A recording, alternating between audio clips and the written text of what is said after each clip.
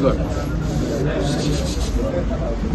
माझ्याकडे बोरिवली, दादर, मुलुंड, घाटकोपर या भागातले फसगत झालेले नागरिक आले होते. आताही आहेत. ते गरीब कष्ट करून पैसे कमवतो आणि कुठेतरी आपल्याला घरकुल व्हावं याच्याकरता खोट्या जाहिराती आणि निरनिराळ्या प्रकारचं खोट्या प्रकारची माहितीच्या आधारावर तो बिचारा घर बुक करतो आणि नंतर त्याच्या लक्षात येतं की आपली घोर फसवणूक झालेली. हा तोच प्रकार आहे की याच्यामध्ये बघा निरनिराळ्या नावावर हे बुकिंग घेतात की आम्ही तुम्हाला घरकुल देऊ, पैसे घेतले जातात आणि वर्षानुवर्ष आता काही तर 2-2, 3-3, 5-5 वर्ष पैसे दिले आणि ते पैसे देखील माझ्याकडे तर एक कचरा वेचक महिला देखील या ठिकाणी आली होती की तिने आपल्या आजूबाजूच्या लोकांकडनं नातेवाईकांकडनं पैसे जमा करून त्या ठिकाणी बुकिंग करायला पैसे दिले. हा करोडो रुपयाचा घोटाळा आहे. हजारो लोक याच्यामध्ये अडकलेले आहेत असं प्रायमा फेसी लक्षात येत आहे आणि याची TV वर देखील जाहिरात दिली जाते असं मला या नागरिकांनी सांगितलं आणि त्याच्यामुळे फसवणुकीचे प्रकार रिअल इस्टेटमध्ये वाढलेले आहेत. एकीकडे विकासक पण फसवणूक करतो आणि दुसऱ्या बाजूला अशा प्रकारच्या निरनिराळ्या कंपन्यांच्या नावावर सबसे सस्ता सबसे अच्छा. आता गरीब माणूस लगेच त्याच्याकडे अट्रॅक्ट होतो आणि त्यामुळे याचा पूर्ण बंदोबस्त करण्याच्या दृष्टीने पुढच्या काळामध्ये आम्ही कारवाई करणार. सर, या लोकांना दिलासा कसा मिळाली? नाही, आता यांना एकत्रित ते आलेले आहेत आणि त्यामुळे पोलीस खात्याच्या माध्यमातून त्यांचा बडगा दाखवण्याचं काम जे आहे ते आता आम्ही निश्चितपणे करू आणि यांची पै न पै, कारण ही पैसा जो आहे तो कष्टाचा आहे. हे नुसतंच आपलं कुठेतरी इन्व्हेस्ट केलेलं आणि काही पैसे मिळत राहणार आहेत असा नाही आहे.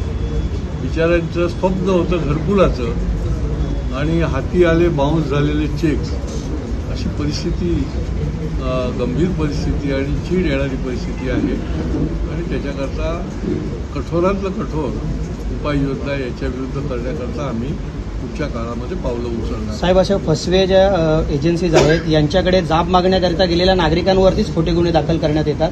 अशा संदर्भात आपण काय पाऊल उचलतो? ही एक मोडस ऑपरेंडी झालेली की फसवणूक करायची आणि फसवणूक केल्यानंतर जर कोणी जाब विचारायला गेला तर त्याला खंडणीचा आरोप करायचा की हा जाब म्हणजे काय, तर माझ्याकडे खंडणी मागायला आलेला आहे. परंतु डिपार्टमेंटची लोकही काही एवढे मूर्ख नाही आहेत. त्यांना कळतं की कोण जाब खऱ्या अर्थाने विचारतोय आणि कोण खंडणीच्या अर्थाने विचारतोय आणि त्याच्यामुळे ही मोडस ऑपरेंडी जी आहे ती काही कामी येणार नाही आणि आम्ही अशा पद्धतीने जर कोणी खोट्या गुन्ह्यामध्ये या लोकांना कोणाला अडकवत असेल की ज्यांच्यावर अन्याय झाला ते जाब विचारणार नाही तर काय करणार आणि त्याच्यामुळे आम्ही योग्य प्रकारचं त्याच्यावर देखील उपाययोजना करतो. लोकांना काय आव्हान करायची काही चर्चा करणार आहे?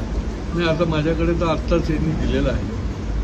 पुढची काय कशा पद्धतीने कारवाई करायची त्याच्या संबंधात पोलीस आयुक्तांशी तर चर्चा केली जाईल आणि दुसरं म्हणजे ताबडतोब हा जो फसवणूकदार आहे अनेक कंपन्यांच्या नावावर अजूनही त्याचं चालू आहे तर ते ताबडतोब बंद होण्याच्या दृष्टीने देखील कारवाई करायला आम्ही त्यांना सांगतो. सर, काय आव्हान कराल नागरिकांना? खरं म्हणजे आता त्यांची काही वेळेला दोष नसतो. हां, काही आमिषाने की बाबा दुप्पट तिप्पट पैसे मिळतात म्हणून जे इन्व्हेस्टमेंट करतात, परंतु बाकीचे जे लोक आहेत त्यांना एवढं धडधडीत सगळं सांगितल्यानंतर ते पैसे बुक करतात. कुठेतरी आपल्याला स्वस्तात घरकुल मिळणार आहे तरी देखील मी नागरिकांना आवाहन करेन की तुम्ही अशा प्रकारचं कुठलीही जाहिरात मग ते चॅनलवर असो किंवा पेपरमध्ये असो किंवा पॅम्पलेटच्या माध्यमातून असो आपण अतिशय सतर्क राहा. मोठ्या प्रमाणामध्ये जसे चांगले देखील विकासक आहेत किंवा त्या ठिकाणी डेव्हलप करणारे लोक आहेत तसे असे काही फसवे लोक देखील मोठ्या प्रमाणामध्ये घुसलेले आहेत.